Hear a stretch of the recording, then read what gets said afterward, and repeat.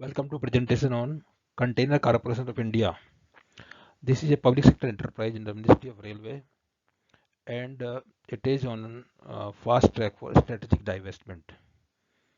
तो इसको इसी के लिए हमने प्रेजेंटेशन को चुना गया है कि इसका पिछला फरवरी 2020 से कोशिश की जा रही है कि इसका एक्सप्रेशन ऑफ इंटरेस्ट लाया जाए, लेकिन कुछ इशू थी मिनिस्ट्री ऑफ रेलवे के साथ इनकी टैरिफ को लेके, तो उनका धीरे धीरे जब तक समाधान होगा नहीं, इसका वैल्यूएशन जो है उसकी वजह से अभी डाउन हो गया। और दूसरा अभी फिलहाल में रेल मंत्रालय ने इनको एक जो 2020-21 के लिए जो लीज रेंट की डिमांड है वो काफ़ी बड़ा अमाउंट का दिया है, तो उससे फिर से जो है शेयर प्राइस में काफ़ी नरमी देखने को मिली है अच्छे Q2 रिजल्ट के बाद। तो Q2 रिजल्ट और इसके डाइवेस्टमेंट से संबंधित और जो अपॉर्चुनिटी अवेलेबल हैं इसके बारे में, उनके बारे में हम चर्चा इस पूरे वीडियो में करने जा रहे हैं। तो स्टार्ट करते हैं स्टैंडर्ड डिस्क्लेमर के साथ। Fact, figure and opinion in the presentation video are based on information available in different agencies and public domain and published in good faith. Viewer in their own interest may like to cross-check and verify information from consult source before making any financial commitment. Stock market investment are subject to market risk. Consult your financial advisor before committing any money. पहली बार 1966 में railway ने intermodal freight transport की कल्पना की, और उसको ध्यान में रखते हुए उसमें कारण ये था कि रेलवे की बहुत लंबा नेटवर्क है और जो रेल ट्रांसपोर्ट जो है बाकी रोड ट्रांसपोर्ट से बहुत सस्ता है। उसको देखते हुए, इस अपॉर्चुनिटी को देखते हुए रेलवे ने जो है 1966 में जाके ये सोचा गया कि डोर टू डोर हमको कार्गो को कैसे पहुंचा सकते हैं, जो ट्रक के पास एडवांटेज है रेलवे के पास नहीं, क्योंकि रेलवे तो रेलवे स्टेशन पे जल्द से जल्द ला सकती है आपका जो फ्रेट है, और उसको अगर कस्टमर के गोडाउन तक पहुंचाना है तो हमको कुछ चीज़ चाहिए, और वो चीज़ है कंटेनर। तो 1973 में जो है कोची में पहला कंटेनर ISO कंटेनर हैंडल हुआ, और उसके बाद 81 में जो है रेलवे से मूव हुआ फर्स्ट टाइम ICT बेंगलोर से। उसके बाद जो है धीरे धीरे जब बनाने शुरू किए तो 88 तक 7 कंटेनर डिपो बन गए, और 88 में जब ये लगा कि हाँ थोड़ा स्पेशलाइज काम है तो इसके लिए अलग से एक कंपनी की एंटिटी की ज़रूरत है, तो उस समय कंटेनर कॉरपोरेशन ऑफ इंडिया का गठन हुआ, और तब से जो है ये नवंबर 89 से इन्होंने काम शुरू कर दिया, मार्च 88 में गठन होने के बाद, और आज की तारीख में वो 7 कंटेनर डिपो बढ़ के हैं 63 कंटेनर डिपो हो गए। और उस हिसाब से कंपनी जो ग्रो हो रही है, और इनका जो ऑब्जेक्टिव है cost effective, efficient, responsive and reliable logistics solution customer को प्रोवाइड करना है, और उसी बीच में अपना प्रॉफिटेबिलिटी करना है और ग्रोथ करना है। तो अभी अगर इनके Q2 के रिजल्ट की बारे में देखते हैं तो 1194 करोड़ जो Q2 में था वो 1509 करोड़ हो गया, और Q2 में प्रॉफिट घट गया था काफ़ी, वो अभी 175 करोड़ प्रॉफिट हो गया। और जो भी है इन्होंने जो डिविडेंड डिक्लेयर किया 60%, 3 रुपये पर शेयर। तो अगर इसको तुलना करें पिछले साल का डिविडेंड 3 रुपये 60 पैसे था, इंटरिम डिविडेंड भी कम था और बाद वाला बहुत कम था, दोनों मिलाकर 3 रुपये 60 पैसे था, उसके मुकाबले 3 रुपये अभी दे दिया है। पहले काफ़ी अच्छा डिविडेंड दिया है, अगले स्लाइड में हम देखेंगे। तो प्रॉफिट फ्रंट पे देखिए या टर्नओवर फ्रंट पे देखिए, आल्दो जो पिछले साल की जो दूसरी तिमाही थी उसमें 1755 करोड़ के मुकाबले अभी कम है बिकॉज ऑफ रेस्ट्रिक्शंस, और उस समय लॉस था 344 करोड़, अभी प्रॉफिट में आ गई। हाफ ईयरली अगर डाटा देखते हैं तो उसमें भी जो है सेल्स में डाउन है, और उसमें जो है आपका प्रॉफिटेबिलिटी भी जो है माइनस से प्लस में दिखा है।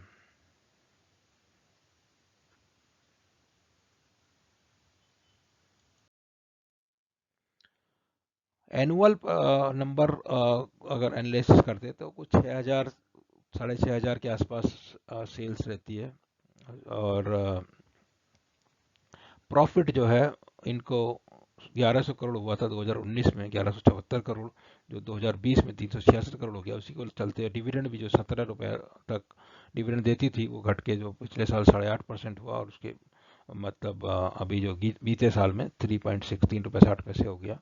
तो इस साल जो है प्रॉफिट थोड़ा इम्प्रूवमेंट हो रहा है, तो उम्मीद है कि जो है ये डिविडेंड भी इम्प्रूव होगा, वो एक इसका पॉजिटिव है। तो इसमें जब बात करते हैं कंटेनर की, जो नए जो फ्रेट ट्रैफिक में रेलवे के अंदर जो एक बड़ा क्रांतिकारी परिवर्तन होने जा रहा है वो है डेडिकेटेड फ्रेट कॉरिडोर। और डेडिकेटेड फ्रेट कॉरिडोर में दो कॉरिडोर हैं जिन पे काम चल रहा है और उनका अभी जल्दी जो है पूरा होने की संभावना है। वो है eastern dedicated freight corridor and western dedicated freight corridor. तो ईस्टर्न वाला जो है वो लुधियाने से शुरू होता है पंजाब में, और जो है डानकुनी में कलकत्ता में जाके ख़त्म होता है। और वेस्टर्न वाला जो है वो दादरी है दिल्ली के पास में, यूपी में, वहाँ से शुरू होता है और जेएनपीटी बॉम्बे में जाके ख़त्म होता है।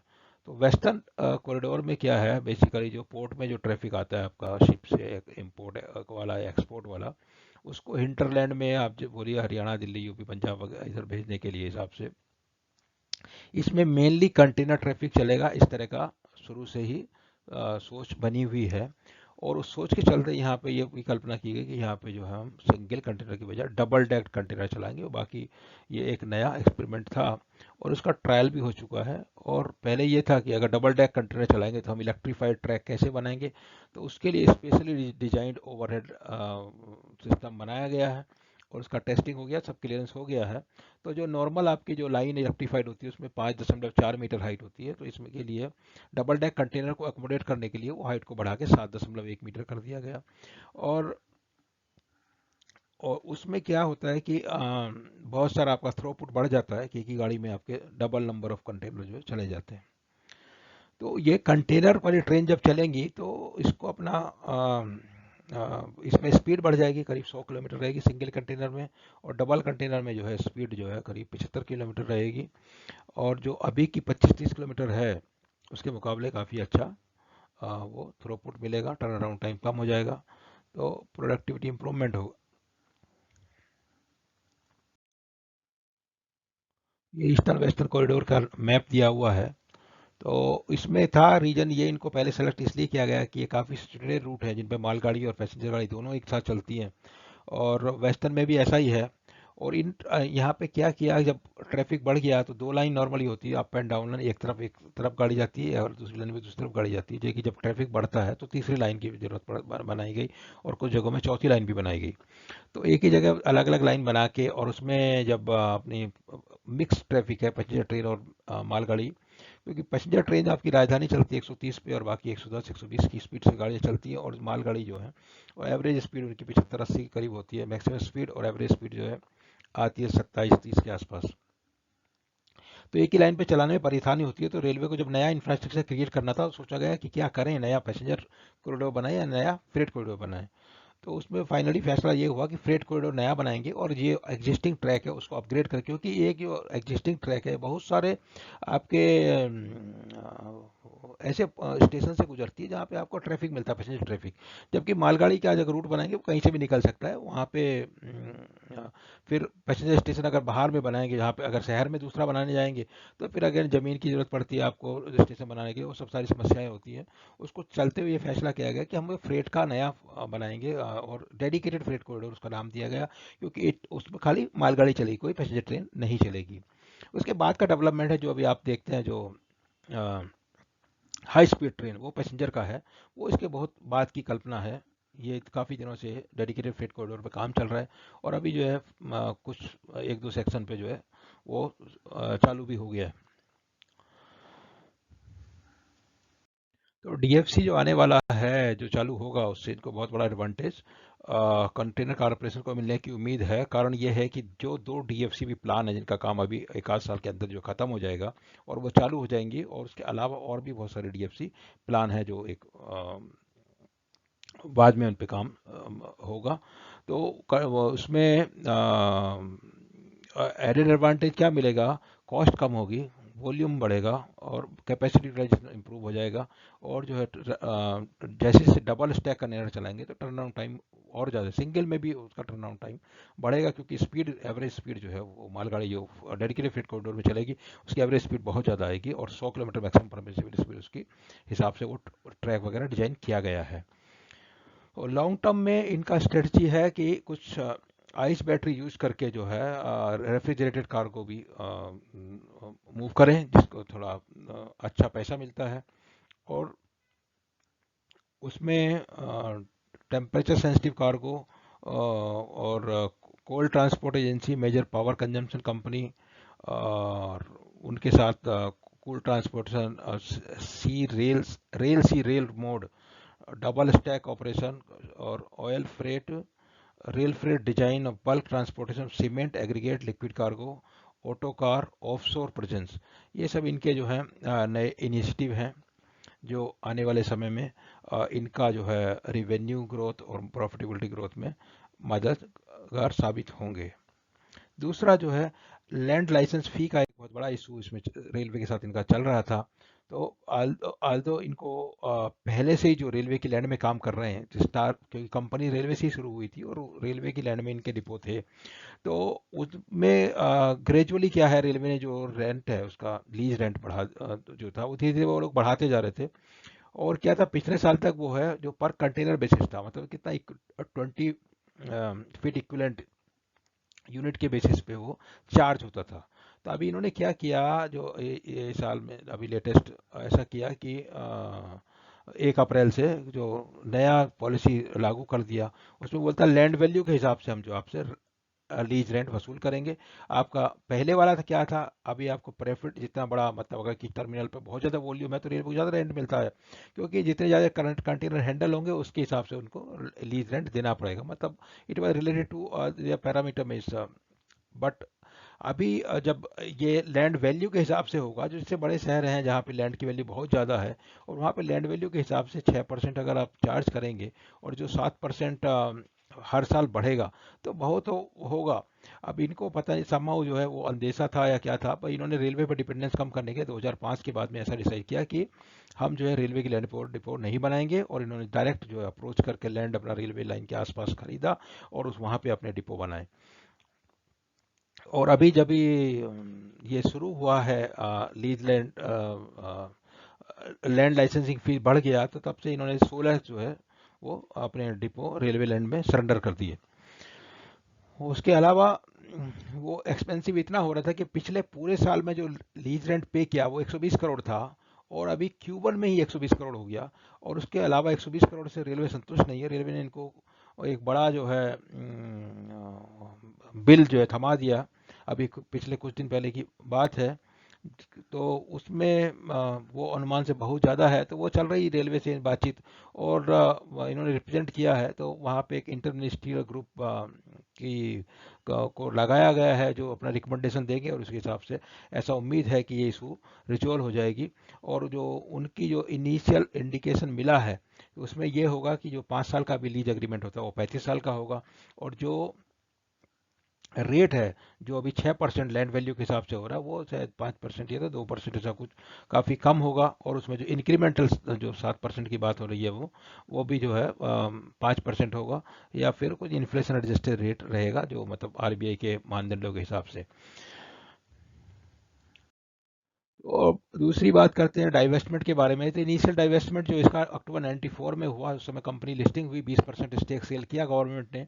उसके बाद एक 13.85% का जो है नवंबर 98 में हुआ। उसके बाद इन्होंने बोनस शेयर जारी किए, और अभी जो है 54% जो है गवर्नमेंट के पास है, उसमें से 30% अलॉन्ग विद मैनेजमेंट कंट्रोल ये लोग जो है डाइवेस्ट करना चाहते हैं। और उसके लिए नवंबर 2019 को जो है कैबिनेट ने अप्रूवल दे दिया था, और उम्मीद थी कि फरवरी 20 तक जो है उसका एक्सप्रेशन ऑफ इंटरेस्ट जो है जारी हो जाएगा। लेकिन जो ये लैंड लीज फीस जो है उसको चलते जो है ये अभी अटका हुआ है, अभी तक भी वो ईओआई जारी हुआ नहीं है। लेकिन टाइम टू टाइम जो भी अपडेट मिलती है दीपम से, 21 अक्टूबर को एक अपडेट था, उसमें भी ये बोला गया था कि DIPAM is ready to push ahead strategic sale of several public sector company, उनमें जो है BPCL, shipping corporation, container corporation और बीएमएल जो है उनका अगले महीने में ईओआई आएगा। अगला महीना मतलब अक्टूबर का अगला महीना नवंबर। तो उम्मीद है कि इस महीने में इनका एक्सप्रेशन ऑफ इंटरेस्ट जारी हो जाएगा। दूसरा 27 अक्टूबर को जो दिया है उसमें बीएमएल का नाम मिसिंग है, बट कंटेनर कॉर्पोरेशन का नाम उसमें है। तो ये जो इशू रिजोल्व होगी, और उसके साथ साथ ये होगा, तो जब हम बात किए थे 1275 करोड़ का डिमांड दे दिया, तो 1275 करोड़ का क्वार्टर 400 करोड़ रुपया उसमें साल में, मतलब 3 महीने में जो है 100 करोड़ पर मंथ करीब हो गया। उतना करने से तो कंपनी ख़त्म हो जाएगी। हाँ, तो ये इस वजह से इसका शेयर प्राइस जो है काफ़ी डिप्रेस चल रहा है अभी। और रिजल्ट आने के बावजूद भी अभी अगर देखें आप बाजार में जो रिकमेंडेशंस को एनालाइज करते हैं, ब्लूमबर्ग ने 17 एनालिस्ट का रिकमेंड रिपोर्ट जो ट्रैक करती है, उसमें 18 ने बाई सिग्नल दिया हुआ है, 15 ने होल्ड दिया और 4 ने सेल दिया है। तो ये अगर शेयर होल्डिंग देखते हैं इसका, तो share holding June first quarter second quarter की शेयर होल्डिंग प्रोमोटर तो मतलब गवर्नमेंट है थ्रू मिनिस्ट्री ऑफ रेलवे 54.8%, जिसमें 30% वो बेचने की कोशिश में लगे हुए हैं। और एफआई का होल्डिंग थोड़ा 2% घट गया। म्यूचुअल फंड में भी तो करीब करीब सेम ही है। इंश्योरेंस कंपनी में थोड़ा बढ़ा है और नॉन इंस्टीट्यूशनल इन्वेस्टर का भी थोड़ा सा बढ़ा है। और बाकी जो है ये अदर डोमेस्टिक इंस्टीट्यूशनल इन्वेस्टर का 0.23% होल्डिंग है। ये इसका प्राइस चार्ट देख लीजिए पुराना, तो बहुत डिविडेंड अच्छा देती रही है, अच्छी कंपनी रही है। लेकिन ये अभी जब से ये इशू आई हैं फरवरी के बाद, तो ये इसके लिए बहुत सबड्यूट चल रहा प्राइस ट्रेंड। तो अपॉर्चुनिटी है। ये जानकारी था कंटेनर कारपोरेशन ऑफ इंडिया में। उम्मीद है कि आपको इसमें संबंधित जानकारी सभी, इसके पास क्या क्या अपॉर्चुनिटी है भविष्य में, और अभी जो चैलेंज है इमीडिएट है, और अपॉर्चुनिटीज है निकट भविष्य में और दूर, मतलब फोरसीएबल फ्यूचर। तो बहुत ग्रोथ के पोटेंशियल बहुत ज़्यादा है, और ग्रोथ विथ प्रॉफिटेबिलिटी भी इम्प्रूव हो जाएगी उसमें। क्योंकि क्या है कि इनको जो ट्रैफिक है वो रोड से लेना है। रोड से लेना तो कॉस्ट में compete करना है। ऐसे ट्रांसपोर्ट मोड जो है बाई रेल सस्ता है, मगर फिर भी जो है रोड से compete करने के लिए इनको जो है अपना कॉस्ट रोड से रेट compete करना, टाइमिंग compete करना। और टाइमिंग में तो compete करते क्योंकि रेलवे का जो है कर लेते हैं लोग। तो उसमें जैसे जैसे और इनोवेटिव तरीके अपना के जो ट्रैफिक में जो ग्रोथ मिलेगा, और डीएफसी के आने से ये इसमें एक बहुत अच्छी संभावनाएं बनी रहती है। और जब स्टेक सेल होगा तो कंपनी का जो एकदम पूरा कायाकल्प उसमें हो जाएगा। और स्टेक सेल के समय अच्छा वैल्यूशन मिलने की उम्मीद है, क्योंकि पहले ही जो वैल्यूशन था नवंबर में जब डिसीजन हुआ था, उससे अभी करीब 30-40% से भी ज़्यादा डाउन है। तो उम्मीद है ये आपको अच्छा लगा होगा, इसमें जो जानकारी दिया हुआ है। और आप वीडियो को लाइक कर सकते हैं और चैनल को सब्सक्राइब कर सकते हैं। और हमारा ट्विटर हैंडल है BusanC2, वहाँ पे आपको लेटेस्ट अपडेट मिल जाएंगी। अगर आपको कोई जानकारी इसमें चाहिए तो आप जो है यूट्यूब में कमेंट के थ्रू हमसे जानकारी ले सकते हैं, अवश्य उसका जवाब मिलेगा। और दूसरा ट्विटर पे भी जो है कुछ भी कमेंट लिख के आप जो है जानकारी कोई भी चाहिए, कोई डाउट है कोई भी, और इसमें रिलेटेड संबंधित जानकारी है या कुछ है, और बाकी और कुछ अपडेट जो रहता है वो भी अपडेट हम उसमें शेयर करते हैं। तो this is all, thank about container corporation of India. Thank you very much.